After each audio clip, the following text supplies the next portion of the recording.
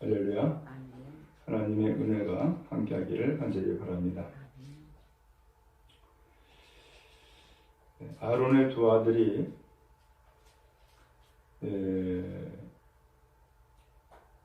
하나님 이 성소에서 분향하다가 죽는 사건이 생겼어요. 아니, 하나님을 예비하다가 죽는다, 이럴 수가 있을까 싶죠. 근데 그 죽은 이유가 무엇인가 하니까 이 분향하는 이 불을, 다른 불을 가져왔다는 거예요. 다른 불을. 그래서 하나님께서 그에게 진노를 내려 죽게 한 거죠. 이 아론의 가문, 곧 제사장 가문에서는 이건 큰 비극이죠. 근데 이 일로 인해서 하나님께서 모세에게 말씀하는 거예요. 너는 아론에게 나의 말을 전해라 하고서는 그 사건 이후에 아론에게 바로 하나님의 말씀을 전한 거예요. 내용은 2절에 보니까 성소에 피장한 법궤 위 속죄소 앞에 아무 때나 들어오지 말라, 그런 거예요. 아무 때나 들어오지 말라. 그리하여 죽지 않도록 하라. 그러니까 아무 때나 들어왔다가는 죽는다는 얘기네요. 아무 때나 들어오지 말라. 그리고 성소에 들어오려면 두 가지를 하라는 거예요. 먼저 3절에 보니까 숫송아지를 속죄물로 삼아라. 소위 말하면 속죄 제물을 드려라 라는 거예요. 속죄제를 해라. 그 다음에 두 번째로는 순양을 번제물로 삼아라. 번제를 드려라. 그리고 세 번째 4절 말씀에 보니까는 거룩한 세마포 속옷을 입으며 세마포 속바지를 몸에 입고 세마포 띠를 띠며 세마포 관을 쓸지니 이것들은 거룩한 옷이다 그랬어요. 세마포를 입으라는 거예요. 속옷, 그 다음에 속바지, 띠, 관, 전부 다 세마포예요. 이것을 입고 오라는 거예요. 근데 이것을 입기 전에 물로 온몸을 다 씻으라는 거예요. 목욕하라는 거죠.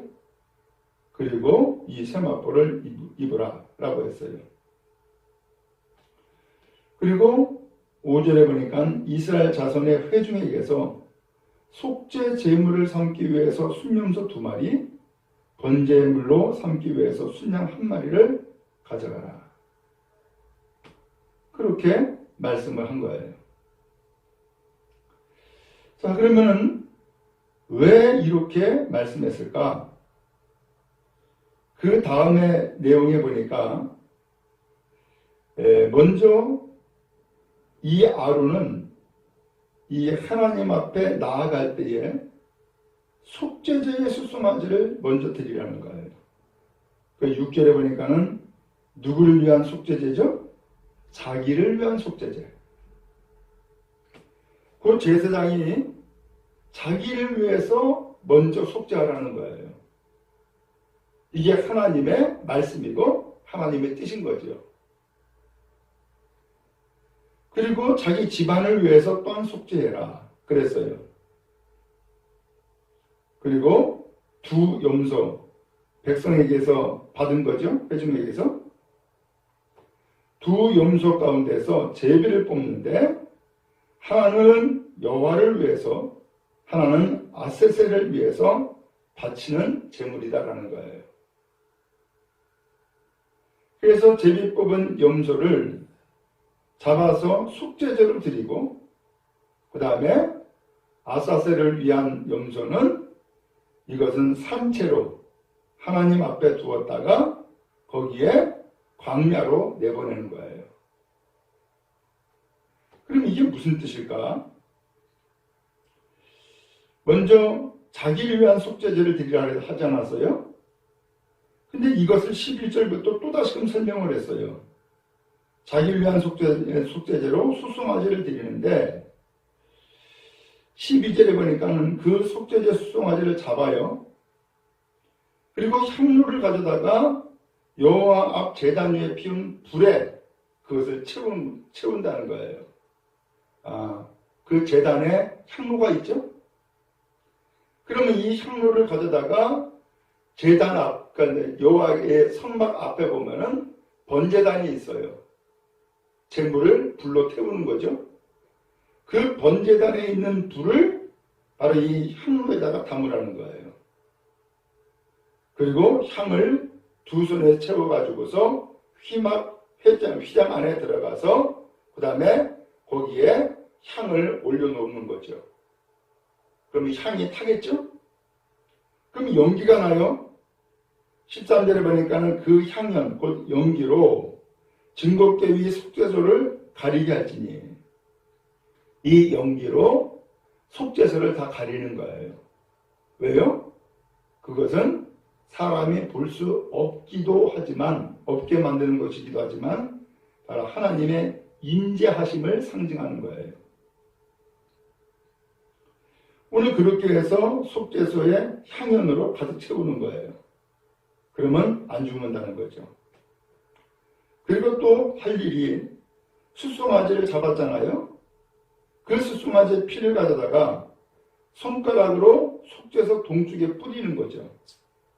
그리고 그 피를 속죄소 앞에 7번을 뿌려라. 그렇게 돼 있어요. 7번을 뿌려라. 동쪽에 뿌린다라고 하는 것은 하나님을 향한 방향이에요. 그리고 앞에 7번 뿌린다라고 하는 것은 7번은 완전 숫자 아닙니까? 완전히 회개해라 라는 뜻이에요. 완전히 속죄해라 라는 뜻이죠. 그리고 난 다음에 백성을 위한 속죄제 염소를 제비에 뽑으라고 했잖아요. 그래서 한 마리는 잡았죠. 그 피를 가지고 속죄소 위와 속죄소 앞에 뿌려라 라고 했어요. 아론은 자기 자신을 위한 속죄제로 수송아지를 잡아서 그 피를 뿌렸는데 이제는 자기를 위한 속죄제를 그렇게 진행하면서 백성에게서 받은 그 속죄제 염소 그것을 잡아가지고서 그 피를 역시 속죄소 위와 속죄소 앞에 뿌리라는 거죠. 결국은 누가 먼저예요? 아론이 하나님 앞에 나아갈 때에 먼저 속죄하는 것이 먼저 순서였다는 것을 알죠. 그리고 백성을 위한 속죄를 할 것을 순서로 말씀하고 계신 거예요. 자, 그 다음에 16절에 보니까 이스라엘 자손의 부정과 그들의 범한 모든 죄로 말미암아 지성소를 위하여 속죄하고 지성소를 위해서도 속죄하고요. 그 다음에 16절에 회막을 위해서도 속죄하고 그 다음에 17절에 보니까는 그의 자기와 자기 지방과 이스라엘 온 회중을 위하여 또한 속죄하고 그리고 이 아론이 속죄소에서 나오기 전까지는 회막 안에 아무도 오지 말라는 거예요. 결국 무슨 소리예요? 속죄는 하나님과 나 사이에 1대1의 완전한 제사다라는 것을 의미하는 거죠. 아무도 들어오지 못한다는 거예요. 그리고 18절에 그는 여호와 앞 제단으로 나와서 그것을 위하여 속죄할지니 곧 그 수송아지의 피와 염소의 피를 가져다가 제단 귀퉁이 뿔에 바르라 그랬어요. 그래서 이제 이 수송아지 피, 염소의 피를 함께 가져다가 제단의 귀퉁이에 다 바르는 거예요. 그러면 제단의 귀퉁이의 뿔들이 어디에 있어요? 지성소 안에 번제단에 언약궤에 있죠? 언약궤에 이 뿔이 있어요. 그 다음에 향단에도 또 뿔이 있죠? 그 다음에 이 회막 밖에 번제단에도 또 뿔이 있죠. 거기에 전부 다 이 송아지의 피와 염소의 피를 다 바르는 거예요. 결국은 모든 예배에 전부 다 뭐가 들어가는 거예요? 피가 들어가는 거죠. 모든 예배에 다 피가 들어가는 거예요. 이 피는 곧 뭐예요? 속죄의 피. 죄를 용서받는 피, 그리고 용서받는 피와 더불어서 구원의 피가 되어지는 거죠. 이것을 예수님께서는 이루셨는데 이 예수님이 이루신 이 피를 보혈이라고 우리는 이야기하죠. 자, 그리고 아론은 이제 남아있는 한 염소가 또 있잖아요. 그래서 21절에 보니까는 두 손으로 살아있는 염소의 머리에 안수해라 그랬어요. 그래서 이스라엘 자손의 모든 불의, 그가 범한 모든 죄, 그리고 더 나아가서 그 죄를 염소의 머리에 두어 미리 정한 사람에게 맡겨 광야로 보내라. 아론은 그 송아지, 그 염소의 머리에 안수를 하는데 백성들의 모든 죄와 그 다음에 또한 불의와 이런 모든 일들을 다 이 염소에 안수해 가지고서는 죄를 염소에가 전부 다 전가시키는 거예요. 그러면 이제 이 염소는 무슨 염소가 됐어요? 죄를 짊어진 염소가 된 거죠. 그리고선 미리 정한 사람에게 이 염소를 맡겨두는 거예요. 그래서 광야로 보내라는 거예요. 그래서 이 광야로 보내는데 이 염소가 다시금 사람이 있는 곳으로 오지 못할 정도의 먼 거리에다가 이 염소를 가말로 보내는 거죠. 그래서 이 사람은 먼 광야로 나가요. 그래서 짐작하건대는 이 염소가 사람에게 돌아오지 못할 먼 광야로 나가려고 했으니까 아마 3일 이상은 나갔을 거다 라고 그렇게 짐작을 해요. 그리고 이제 이 아론은 회막에 들어오죠. 지성소에 들어갈 때에 입었던 세마포 옷을 이제는 벗고요. 그리고 거기 회막에 두는 거예요. 그리고 거룩한 곳에서 물로 그의 몸을 씻고 자기 옷을 입고 그리고 자기와 자기의 번제와 백성의 번제를 드리는 거예요. 그리고 자기와 백성을 위해서 속죄하고요. 그리고 속죄제물의 기름을 제단에 불사르고 염소를 아사셀에게 보낸 자도 옷 빨고 물로 몸을 씻고 진영으로 들어온다라는 거예요. 자, 이렇게 해서 속죄제의 수송아지와 속죄제의 염소의 피를 성소로 들여다가 속죄했기 때문에 가죽과 고기와 똥은 진영 밖으로 내다가 불사르라 라고 했어요. 이거 무슨 소리예요? 피가 이제는 속죄하는 그런 예식으로 절차를 다 마쳤으니까 나머지는 전부 다 이제는 피 외에는 불필요한 거죠. 진영 밖으로 다 내보내가지고서는 거기에서 불태워버리는 거예요. 불사른 자는 그의 옷을 빨고 물로 그의 몸을 씻고 그리고 난 다음에 진영에 들어와라. 그러면서 하나님이 이렇게 말씀했어요. 29절에 너희는 영원히 이 규례를 지켜라 그랬어요. 영원히 이 규례를 지켜라. 7째 달 그 달 10일에 너희는 스스로 괴롭게 하고 아무 일도 하지 말되 본토인이든지 또한 거류민이든지 그렇게 해라. 그날에 너희를 위하여 속죄하여 너희를 정결하게 하리니 너희의 모든 죄에서 너희가 여호와 앞에 정결하리라. 31절에 이는 너희에게 안식일 중에 안식일인즉 너희는 스스로 괴롭게 해라. 영원히 지킬 규례다. 이렇게 말씀을 했어요. 오늘 여기 보니까 안식일 중에 안식일이다. 안식일은 7일마다 돌아오는 거죠. 근데 지금 이 말씀을 하시고서는 이 날이 안식일 중에 안식일이라는 거예요.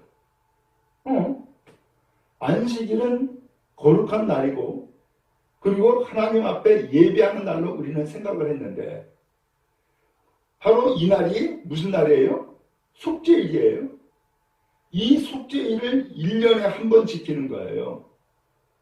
그럴 때에 비로소 대제사장이 바로 이 속죄소 안에 들어갈 수 있는 거예요.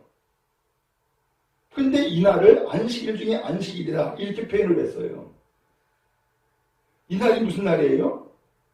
아론은 제사장은 자기를 위해서 속죄하고 그리고 백성들을 위해서 또한 속죄하는 날, 그 날이 바로 안식일 중에 안식일이다 이렇게 말씀했어요. 그러니까 참다운 안식은 뭐예요? 속죄네.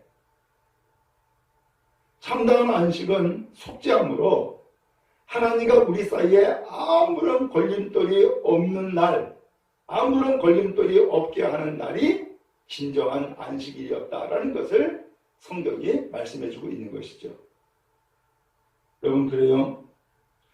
우리도 경험하듯이 하나님 앞에 정말로 통회차복하면은 하나님 앞에 걸림돌이 있어요, 없어요? 다 사라지는 거예요. 그리고 하나님 앞에 온전한 마음으로 나아갈 수 있는 거죠. 그런데 속죄를 안 해요. 그러면 죄 씻음과 용서가 없잖아요. 그러면 하나님 앞에 나가는 데에 그 죄가 걸림돌이 되어지죠. 하나님은 우리가 진정 안식일을 경험하기를 원하고 안식일 중에 안식일의 삶을 살기를 원하신 거죠. 그날이 바로 뭐예요? 속죄일이었어요.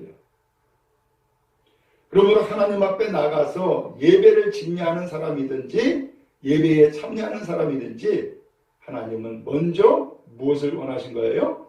속죄를 원하신 것이고 속죄하는 그 자리에 하나님은 임하셔서 오늘 우리를 용서하시고 하나님 앞에 온전히 예배할 수 있도록 이끌어 주신 것이죠. 그러므로 하나님 앞에 온전한 예배자가 되는 은혜가 있기를 간절히 바랍니다. 하나님 앞에 나아가는 데에 가장 첫 번째 행해야 될 일은 결과적으로 뭐예요? 속죄였어요. 속죄. 그러므로 속죄를 통하여서 하나님과 우리 사이에 아무런 걸림돌이 없도록 깨끗하게 만들고 그리고 하나님 앞에 온전한 마음으로 나아가 예배하는 거룩한 은혜가 우리 모두에게 임하기를 주님의 이름으로 축복합니다.